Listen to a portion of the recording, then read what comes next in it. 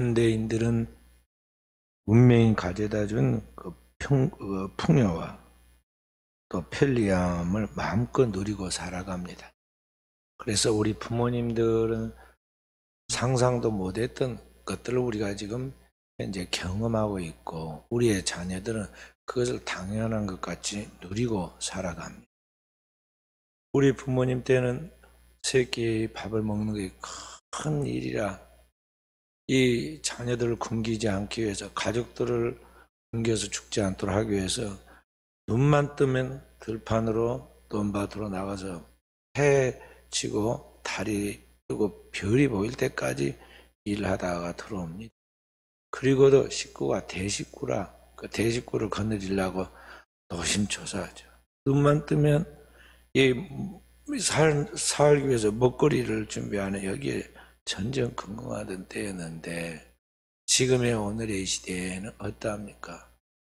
너무 잘 먹어서 살 빼느라, 옛날에는 뛰지 마라 살 빠진다 그랬는데, 지금은 억지로라도 움직이고 걷지 않으면, 달리지 않으면, 운동하지 않으면 안 된다고, 그렇게 아주 그게 유행이 되었잖아요. 저도 제가 운동하는 몇 곳 걷는 코스가 있는데요, 조금만 우리나라에서 나는 골프가 안 맞다고 보거든요. 우리나라는 땅이 작으니까, 좁으니까 고속도로도 너무 많아. 그 고속도로도 똑같은 길을 한 3개, 4개씩 길을 뚫어놓고, 그 다음에 운동하는 것도 탁구나 쳐야 딱 맞을 나라에서, 그런 나라에서 골프를 친다 큰 필드를 가지고 거기에 운동을 하는 그 골프 친당이 안 맞는 것 같은데요. 골프장이 조그만 시내 안에도 몇 개나 있어요. 제가 운동하는 코스에도요, 이리가도 있고 저리가도 있고, 골프장이 얼마나 큰지 몰라. 세보지는 않았지만은요, 밑에서부터 쭉 세보면 한 60개 되면 3층으로 되어갖고 있으니 제가 몇 개일까. 그런데 거기에 누가 가서 저렇게 많은 사람이 제 골프를 치려느냐 그랬더니 말이죠, 제가 오후에 가도 딱딱딱딱 소리가 나고, 저녁 때 가도 딱딱딱딱 소리가 나고, 불이 다 켜져. 거기 뭔가 사람이 있어요. 저 골프공 저렇게 많이 쳐가지고 어떻게 난이 수고할까. 나중에 보니까 이제 로봇가 그냥 싹 돌아다니면서 싹 걷어갖고 가더라고. 또 그런 시대가 되었어요. 저희 부모님들 그 상상이나 했겠어요? 그런 날이 올 것이라고 예측을 했겠느냐는 거죠. 옛날 동네 전화 하나 있어가지고 누구 전화 받으시오 동네 이장이 그러면 가서 전화 받고 그런 시대였는데, 그리고 어떤 집에 전화가 있으면 길게 쓰면 안 돼요. 그 전화 요금이 많이 나온다고 그래가지고 그래 봐야 한 달에 얼마 안 나와. 그래도 쩔쩔맨데, 지금은 각 개인이 손에 모바일 폰, 핸드폰을 가지고 다 있는데, 그 옛날 시골에서 한 집이 다 쓰는 전화요금의 절반도 안 나오는데 다 달고 집집마다 가족 숫자대로 핸드폰을 가지고 있죠. 누가 그런 시대가 올 줄 알았겠냐는 거예요. 우리나라에 박정희 대통령이 경제개발을 일으키면서 뭐라고 국민들에게 꿈을 심어줬느냐 하면요, 앞으로 우리나라가 경제발전을 통해서 마이카 시대가 온다고 그랬어요. 다 자기 차가 있다는 거예요. 어이가 없었어요. 왜 그래요? 동네 안에 차가 한 대도 없는 시대인데, 다 버스 타고 다니고, 버스도 2시간에 한 대씩 오든지 뭐, 이런 시대에 무슨 마이카 시대가 오겠어요. 근데 지금은 마이카 시대가 됐잖아요. 다 자기 차 타고, 한 집에 차가 몇 대씩 있고, 한 사람당 차가 2대인 집도 있고. 제가 아는 우리 후배 목사님 중 한 분은 차 모으는 게 취미여가지고요, 서울에 있는 그 목사님은 차가 여러 대 있더라고. 그래 말만 하라고 그래. 자기한테 어디 선교사가 됐든 누가 됐든 와가지고 차가 없어서 어디 못 다니면 자기한테 말만 하면 자기가 그냥 기름은 자기가 넣고 자기가 빌려주겠다. 그런 분들도 계셔. 이 시대가 그런 시대가 되었어요.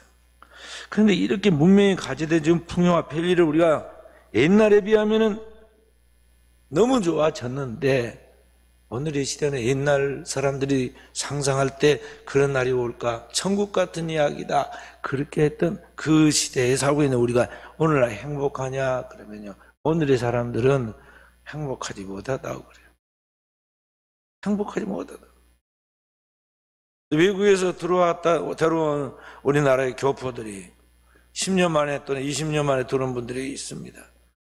어려워가지고 우리나라의 비행기 값이 아까워서 여기 큰 맘 먹고 가죠. 20년 만에 빠르게 온 사람은 10년, 15년 만에 왔는데 와갖고 보면 올 때마다 달라져 갖고 있는 거예요. 그리고 이렇게 한국이 발전했는가? 너무 편리하거든요. 미국 살는 미국보다 우리나라 훨씬 편리합니다. 차를 먹고 어디든지 가서 휴게소에 들리면 휴게소가 얼마나 깨끗해요. 돈 주고 물 살 필요도 없어요. 다 식당에, 휴게소 식당에 가면 물 다 공짜로 마실 수 있어요. 또, 외국에 가면은 반드시 휴게소에 들리면은 돈 주고 휴지 사야 돼요. 그런데 우리나라는 돈 주고 살 필요 없어요. 왜냐면 그 안에가 다 휴지도 공짜로 쓸 수 있게 되어 있고, 손은 그냥 공짜로 씻고 말릴 수 있게 되어 있고. 전 세계에 돈 안 주고 화장실 간 나라 우리나라밖에 없어.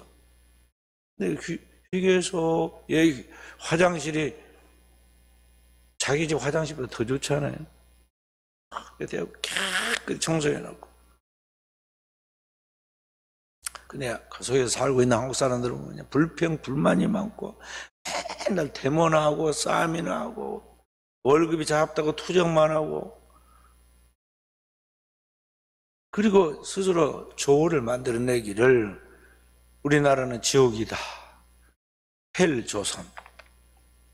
그러니까 어이가 없는 거예요.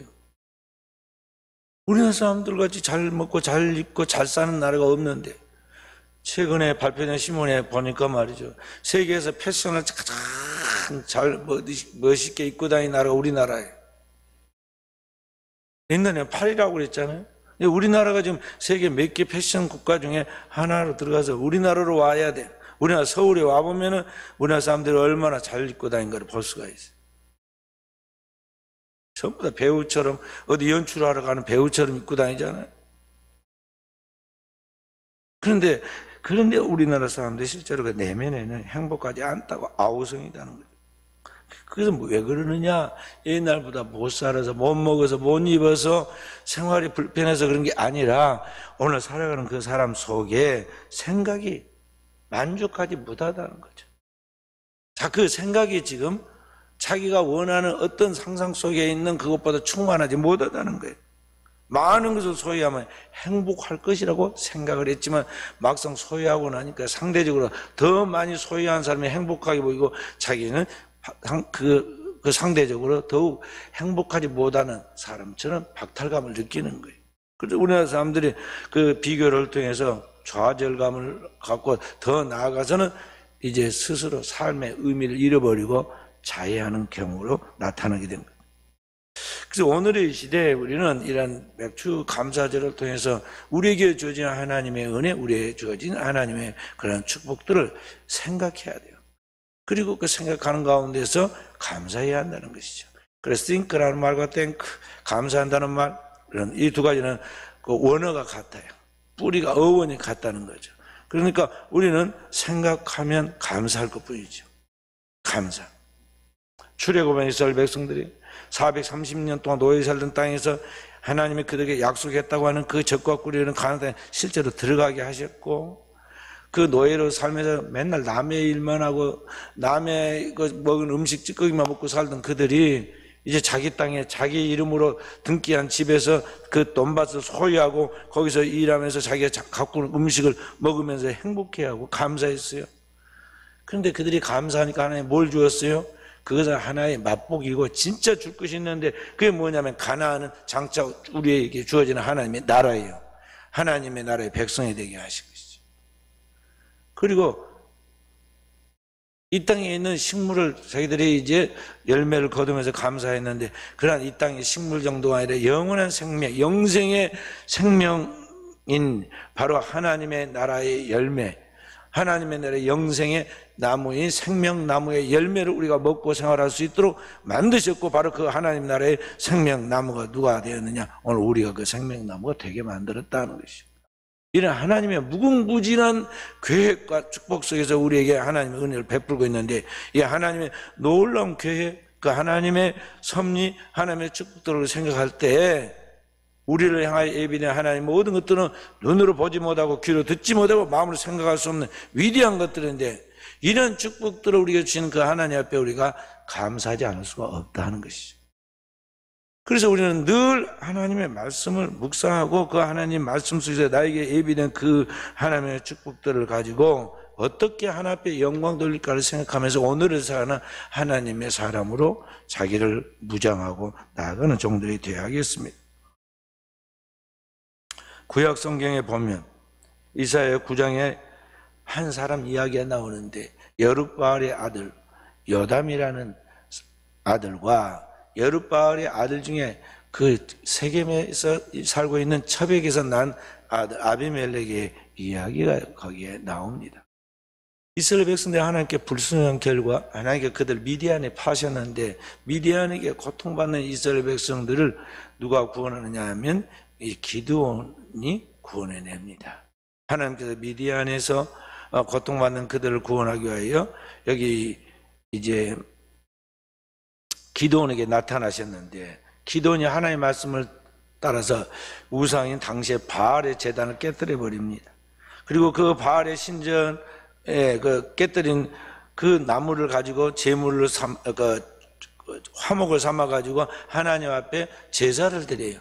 그래서 그때부터 이 기드온의 별명이 뭐냐면 바알과 겨루어 이긴 자라는 뜻으로 여룻바알이라고 별명이 붙었어요. 훗날에는 기드온이라는 이름은 빠지고 여룻바알 이야기가 자꾸 나옵니다. 그 당대 여룻바알, 이 기드온은 이스라엘의 구원자의 영웅이었어요. 그리고 이스라엘 백성들이 다 이 기드온을 중심해서, 여룻바알을 중심해서 거기에 평화의 시대를 맞게 되는데, 이 40년 동안 긴 평화를 맛보게 되죠. 그래서 사람들이 그 기드온의 그 구원의 공로로 이스라엘의 평화를 유지하게 되면서 명성이 대단히 올라가게 되는데, 그렇게 되는데 그때 괴팍한 하나의 아들이 등장해요. 누가 등장하느냐 하면은 이 여룻바알의 아들 중에 이 아비멜렉이 나옵니다. 이 아비멜렉은 여룻바알의 아들이 70몇인데 그 중에서 이 세겜이라는 지명에 살고 있던 첩을 들였는데 그 첩에게서 난 아들이었어요. 근데 이게 엉뚱한 생각을 합니다. 그러니까 이 생각, 사상이란 게 이렇게 중요해요.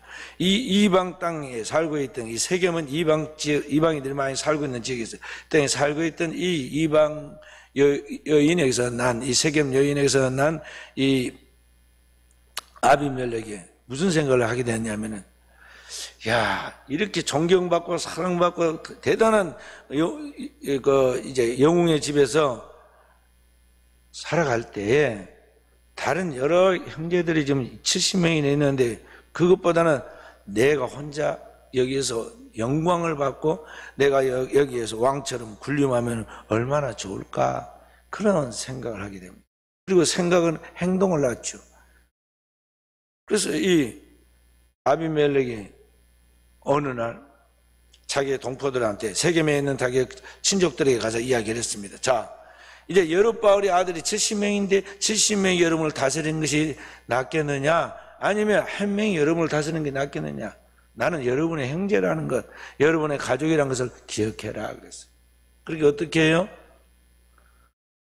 사람은 항상 이 사사로운 정을 조심해야 하는데, 이 세겜 사람들이 가만히 그 이야기를 듣고 보니 논리적으로 맞는 것 같아요.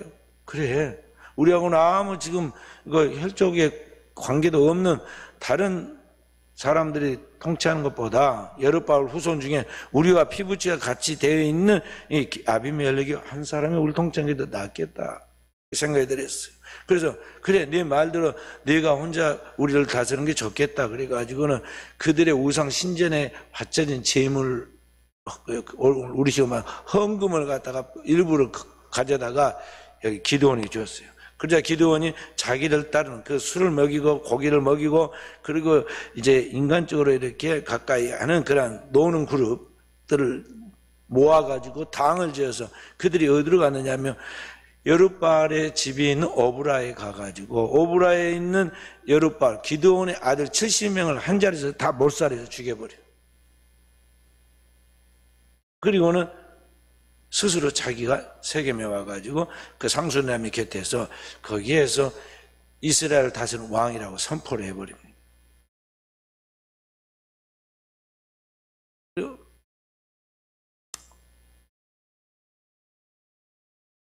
엄청난 잘못을 지금 저지르고 있는 거죠.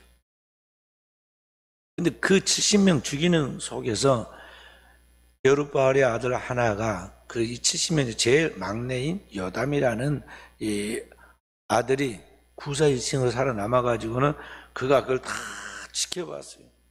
그리고 그 하는 짓이 너무나 어이가 없는 짓이고 배은망덕한 일이라. 그래서 그가 그걸 다 지켜보고 그 다음에 아비멜렉이 세겜에서 이스라엘의 왕으로 선포돼서 왕이 된 것을 바라보면서 그가 그리심산, 이스라엘 백성들이 성스러운 산으로 두 개 에발산과 그리심산을 생각했는데 그 그리심산, 축복을 선포했던 그리심산에 올라가가지고 그 세겜 사람들이 다 들을 수 있는 말로 외쳤어요. 그때 외친 비유가 요담의 저주예요. 요담이 이런 이야기를 합니다. 나무 이야기를 해요. 자, 이스라엘 백성들아 들으라. 하루는 나무들이 모아가지고 우리를 다스릴 기름 부은 왕을 세우자 하고 누구를 뽑았느냐? 감람나무를 뽑았다. 그래서 감람나무에게 이르기를 너는 우리의 왕이 되라. 그랬더니 감람나무가 이야기하기를 내게 있는 나의 기름은 하나님과 사람을 영화롭게 하는 중요한 일을 하게 하는데 내가 왜 그것을 버리고 가서 나무들 위에 우쭐거리겠느냐 하고 자기 분수라고 물러섰다. 그래서 나무들이 또다시 두 번째를 선택했는데 예선했는데 무화과 나무에게 가가지고 내가 너에게 기름을 부어 우리의 왕이 되라 그렇게 이야기했더니 무화과 나무 역시 그 말하기를 나의 단 것과 나의 아름다운 열매를 버리고 내가 어찌 나무들 위에 올라가서 우쭐거리겠느냐 하고 사용했다. 그래서 세 번째로 이번에는 나무들이 포도나무에게 가가지고 똑같은 말을 했더니 포도나무 역시 내가 어찌 하나님과 사람을 기쁘게 하는 포도주를 버리고 나무들을 위해 우쭐거리겠습니까? 하고 사용했다. 그런데 마지막으로 나무들이 가시나무에게 가가지고 동일한 요청을 했더니 가시나무가 덜컥 그것을 받아가지고 말하기를 와서 내 그늘에 피하라. 가시나무 그늘이 어디가 있습니까? 그리하지 아니하면 불이 가시나무에서 나와서 레바논의 백향목을 사를 것이니라 하였느니라. 그렇게 이야기를 합니다. 지금 가시나무가 그 나무들의 왕이 돼가지고 된 것, 또 그 왕이 돼가지고 그들 가운데 지금 하는 그런 그 이야기들이 지금 안 맞다는 걸 지금 이야기하는 거죠. 자, 그런데 이제 너희가 이 가시나무와 같은 아비멜렉을 세워 너희의 왕으로 삼았으니 너희가 과연 진실하고 그 너희 행동이 의로운 것이냐? 이것이 이스라엘을 구원하기 위하여 목숨을 바쳐 일한 기드온에게 너희가 보답한 일이냐? 그러므로 아비멜렉에서 불이 나와서 세겜 사람들의 밀로의 집을 살을 것이고 세겜 사람들과 밀로의 집에서 불이 나와서 아비멜렉을 살을 것이니라고 저주를 하고 도망을 가버립니다. 그런데 성경에 보면 까닭 없는 저주는 떠도는 참새에 지저귀는 것 같아서 응하지 않는다고 그랬어요. 근데 요담이 조그만 이 소년 요담이 산에서 외쳤는데 그 저주가 그대로 그들에게 임합니다. 그래서 한때 범죄할 때는 그러니까 아비멜렉이 70명의 아들을 쳐서 죽이고 세겜 같은 형제라고 해 세겜 지파에 아비멜렉 왕으로 세우는 그 일에는 세겜 사람들과 아비멜렉 사람들이 아주 한패가 되어가지고 마음이 맞아서 그 일을 행했는데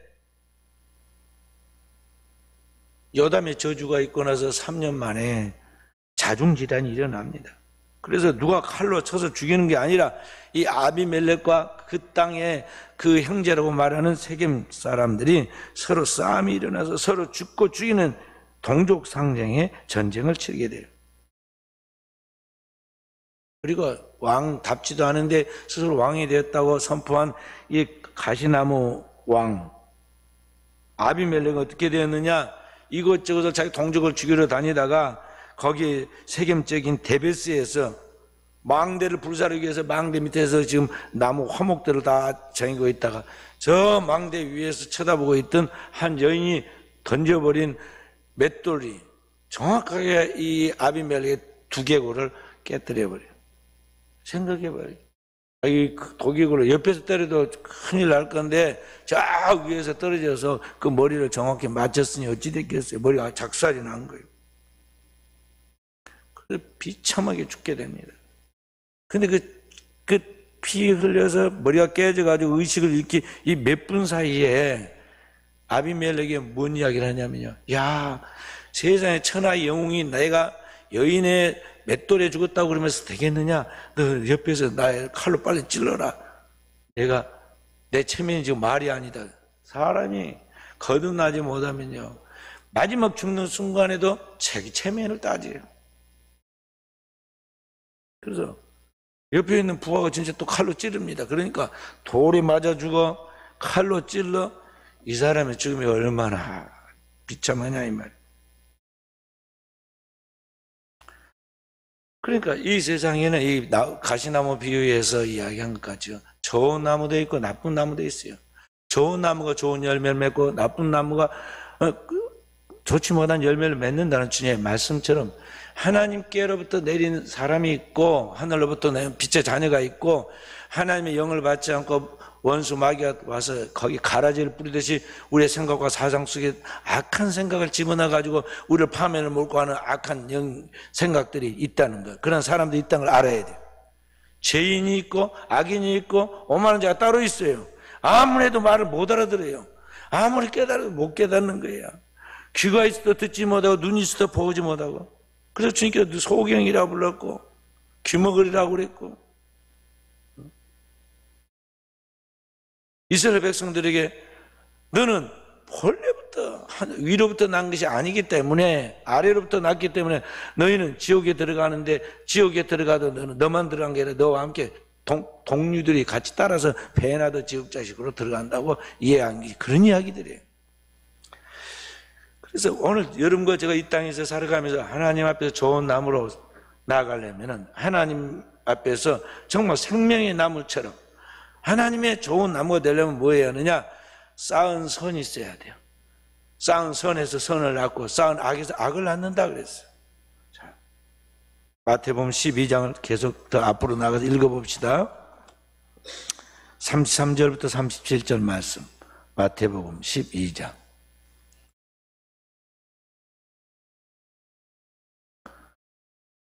33절부터 37절 함께. 나무도 좋고 열매도 좋다 하든지 나무도 좋지 않고 열매도 좋지 않다 하든지 하라.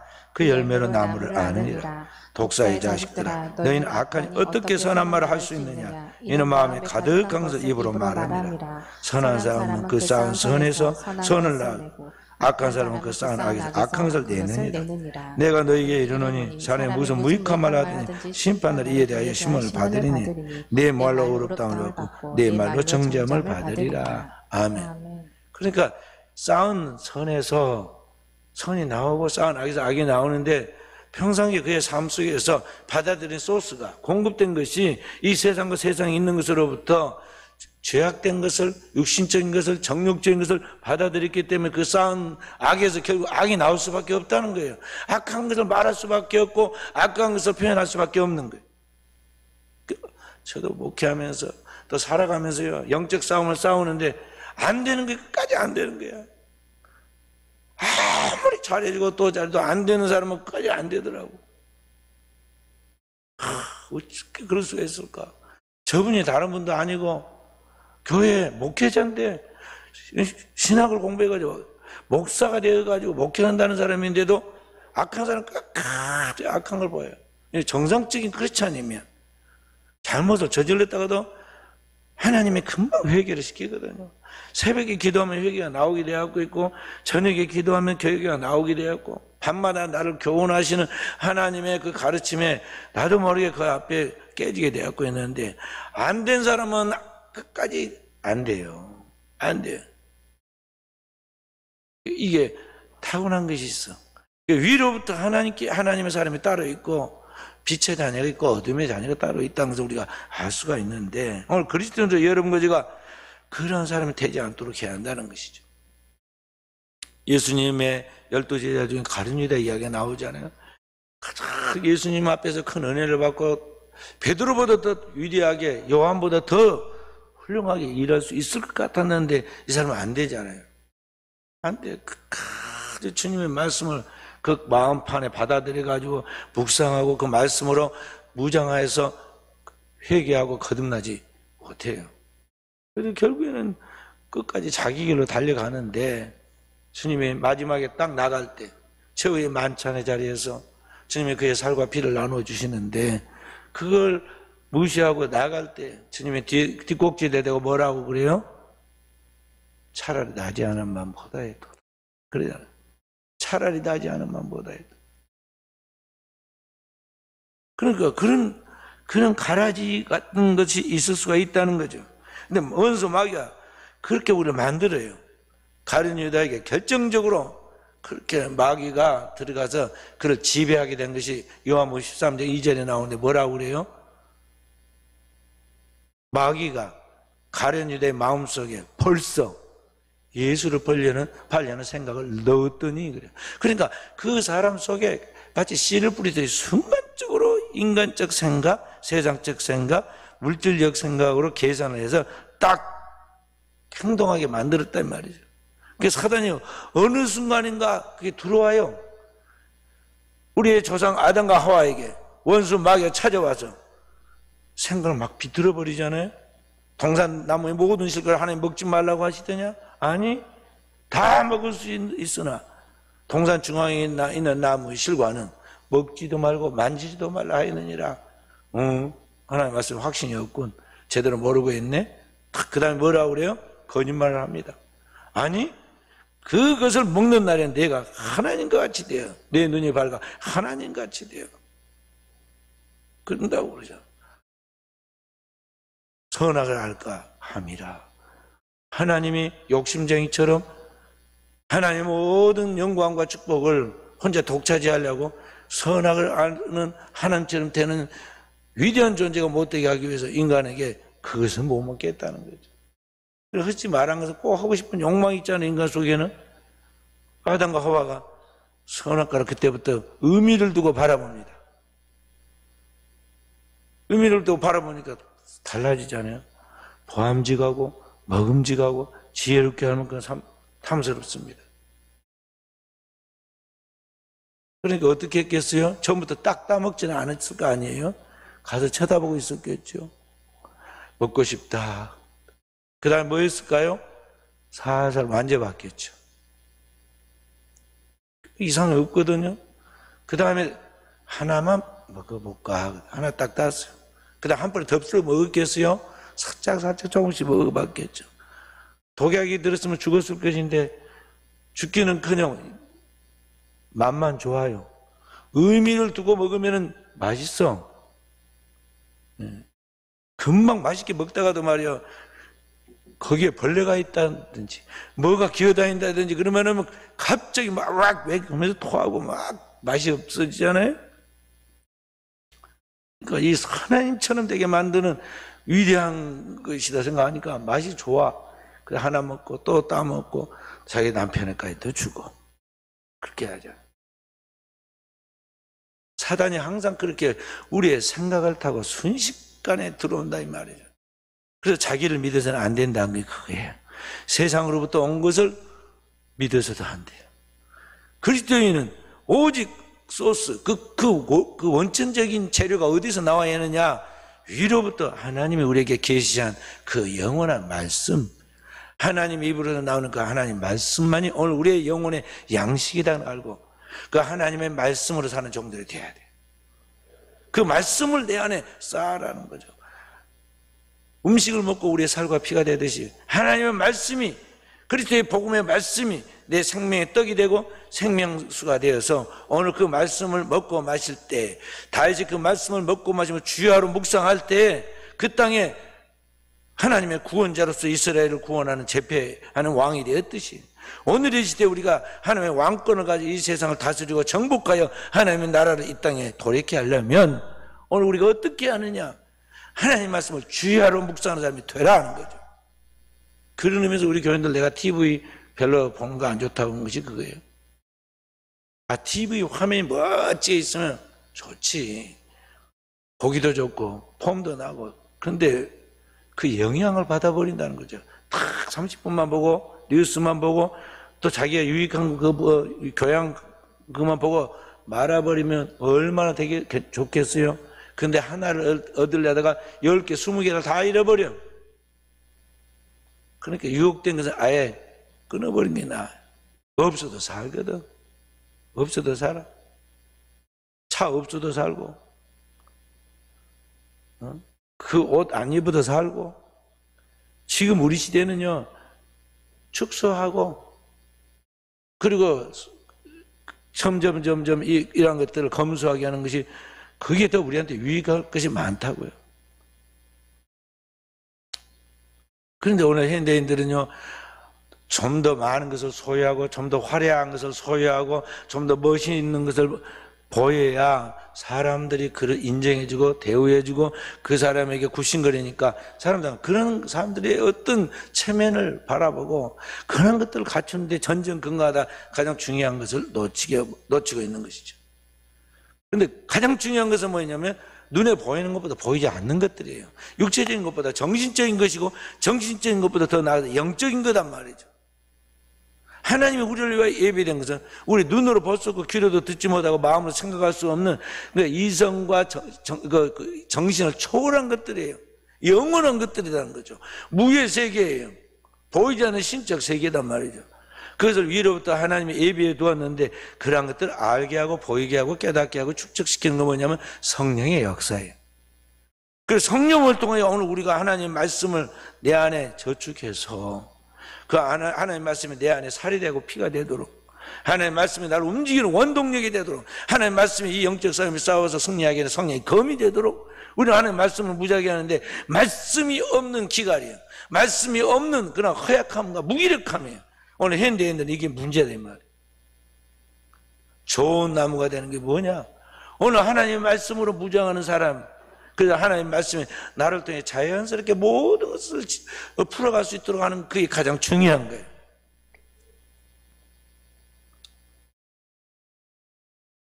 우리 교인들이 대부분이요 사모님보다 나이가 적어. 그리고 다 똑똑해, 훌륭하게 보여. 그런데 맨날 뭐 문제가 있으면 애기처럼 전화를 하고 물어봐요. 부엌에 뭐 없는 거, 뭐 있냐부터 불이 안 켜진다는 것부터 시작해서, 집안에 뭔 일이 있는데 그 문제를 어떻게 할 것이냐, 사업이 어떻게 할 것이냐, 뭐 이런 것까지 별걸 다 물어봐. 근데, 사모님은 그 물어보면요, 뭐 도서관에 가서 책 보고 알려준다고 한다든지, 뭐 고민해가지고 나중에 해결한 것이 아니라 뭐 척척척척 말을 거침없이 해요. 그러면 교인들이 뭐라고 그래요? 아이고 이제 해결됐다고, 단번에 문제가 풀어졌다고 그러고 그래요. 답이 어디서 나와요? 항상 하나님 앞에 기도하고 깨어 있으니까 성령이 그때 그 문제에 대한 답을 성경에 있는 것을 생각나게 하는 거예요. 그래서 전달해 주는 거죠. 그러면은 그 생각을 미처 못했다가 그렇구나 알았어요. 다 하잖아요. 배워서 한 게 아니에요. 말씀이 그 안에서 일하시니까 한다는 거죠. 그런데 문제는 언제까지 그럴 것이냐는 거죠. 어린아이가 맨날 엄마 뭐 어떻게 해? 저렇게 물어봅니다. 근데 나중에 시집장가 가갖고도 맨날 그 나이 많은 부모님한테 이건 어떻게 하고 저건 어떻게 물어야겠어요? 이제는 알아서 자기가 해야 돼요.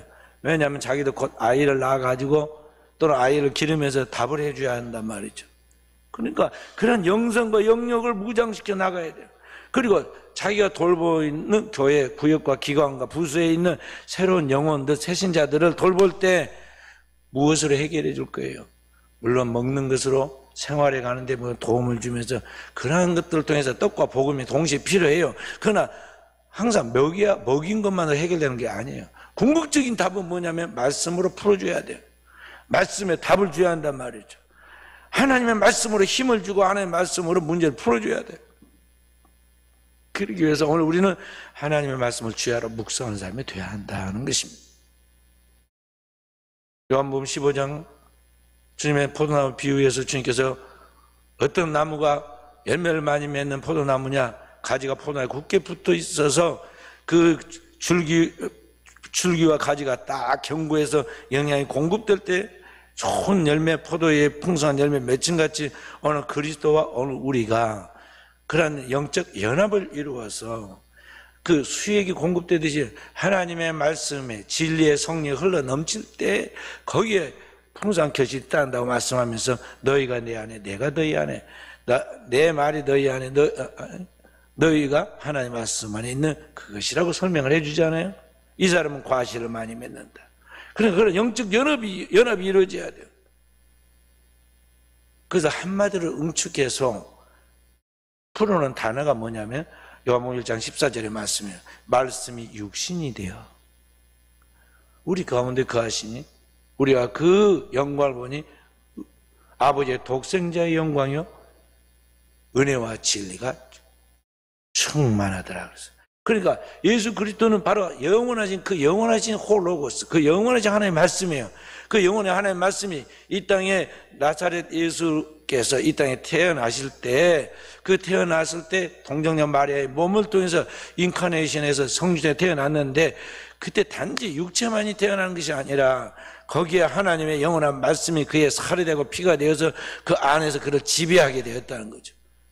진리의 성령이 그를 통해서 하나님의 뜻이 무엇인지 그 뜻을 따라 살게 하고 그 뜻을 따라 기도하게 하고 그 뜻대로 행동하게 했다는 거죠. 그래서 그에게서 은혜와 진리가 흘러나오고 그 말씀을 듣는 자들이 살아나고 부활의 역사가 일어난 거예요. 그러니까 그리스도의 그런 역사가 오늘의 우리 시대에 나에게서 어떻게 되어야 하느냐? 재현되어야 한다는 것이죠. 재현되어야 합니다. 그리스도의 장성한 충만함이 이르러서 오늘 우리도 그리스도처럼 생각하고 그리스도처럼 말하고 그리스도로 행동하여 영혼들을 살릴 수 있도록 내 영혼이 살고 나를 만나는 영혼들이 살고 죽어가는 영혼들이 살아날 수 있도록 그런 역사 오늘 이 시대에 재현돼야 돼. 현대 시대는 다른 것들은 다 발달된 문명과 문화의 혜택 속에서 잘 돌아간 것 같지만 그 하나님의 말씀이 충만하게 역사하지 않아요. 그래서 말씀이 없는 기갈이라. 이 시대에 필요한 것은 뭐냐면 그 하나님의 살아있는 말씀이요. 말씀을 가진 사자들이 그게 제자들이죠. 오늘 아예 동서남북에 흩어져서 주의 복음을 전해야겠고 그 방황하는 절망하는 영혼들 답을 찾지 못한 영혼들이 하나님의 말씀을 전해서 이 영혼들이 영적 소생을 일으켜서 하나님의 자녀가 되면 이것이 하나님의 나라의 영광이 되는 것이죠. 주께서 말씀은 과실을 많이 맺으면 아버지께서 영광을 받는다는 것은 바로 영혼의 열매를 말하는 것이다 하는 것입니다. 다니엘서 12장 3절에 보면 많은 사람을 옳은 대로 돌아오게 한 자는, 그러니까 전도해서 복음을 전해서 예수 믿게 되어서 하나님 앞으로 돌아온 그 사람들, 그렇게 돌아오게 만드는 사람은 하나님께서 궁창의 별과 같이 영원토록 빛나게 하신다고 축복하셨어요. 오늘도 저와 우리 사는 성도들에게 이런 하나님의 영광이, 그런 축복들이 충만히 주어지기를 주의 이름으로 축원드립니다.